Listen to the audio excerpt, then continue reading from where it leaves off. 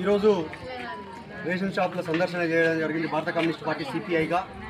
అయితే గత కొన్ని రోజులుగా వస్తున్నటువంటి అభియోగాలు వాస్తవం కాదా అని చెప్పి రేషన్ షాపులను అన్నింటిని కూడా తనిఖీ చేయడం జరిగింది. అయితే అక్కడ ఉండేటువంటి సమస్యలు కొన్ని ఇన్ని కాదు. అక్కడ ఈ యొక్క 3 నెలలకు సంబంధించినటువంటి బియ్యాన్ని ఒకేసారి ఇవ్వడం వల్ల వాళ్ళకు స్టాకు ఎమ్మడెమ్మడే రాకుండా మధ్యలో గ్యాప్ ఇవ్వడం వల్ల గంటల తరబడి రోజుల తరబడి నిరీక్షణ చేయాల్సి వస్తుంది ప్రజలు.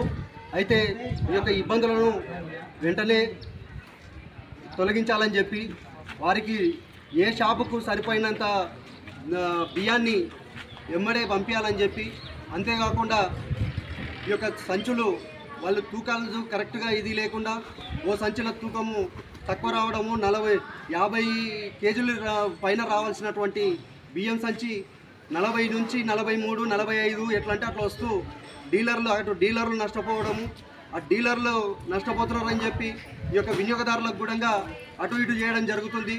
ఇలాంటి పొరపాట్లు జరగకుండా ఈ యొక్క ప్రభుత్వం అధికారులు చర్య తీసుకోవాలి.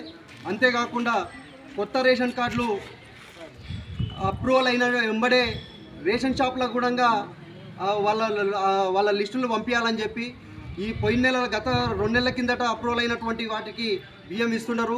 నెల కిందట ఈ మధ్యలో అప్రూవల్ అయినటువంటి వాటికి బియ్యం ఇస్తలేరు. అయితే 3 నెలలు ఒకటేసారి ఇస్తే ఈ మధ్యలో అప్రూవల్ అయినటువంటి రేషన్ కార్డులు అప్రూవల్ అయినటువంటి వాళ్ళు నష్టపోతారు. 3 నెలల వరకు మళ్ళీ వాళ్ళకు బియ్యం దొరకవు. కాబట్టి ఎమ్మడే ఎప్పుడైతే ఎంఆర్ఓ ఆఫీస్లో కానీ డిఎస్ఓ ఆఫీస్లో కానీ ఆ రేషన్ కార్డులు అప్రూవల్ అయినాయంటే వెంటనే రేషన్ షాపులలో కూడా అప్రూవల్ చేసి, ఆడ అప్రూవల్ అయ్యిందంటే రేషన్ షాపులలో బియ్యం ఇచ్చే విధంగా ఈ అధికారులు చర్య తీసుకోవాలని చెప్పి తెలియజేస్తున్నాము.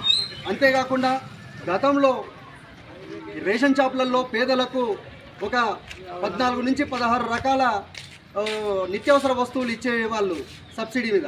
అయితే అలాంటివి మొత్తం కూడా గత ప్రభుత్వం మొత్తం తీసేసింది. ఇప్పుడు మళ్ళీ అవి పునరుద్ధరిస్తామని చెప్పి కాంగ్రెస్ పార్టీ చెప్పింది.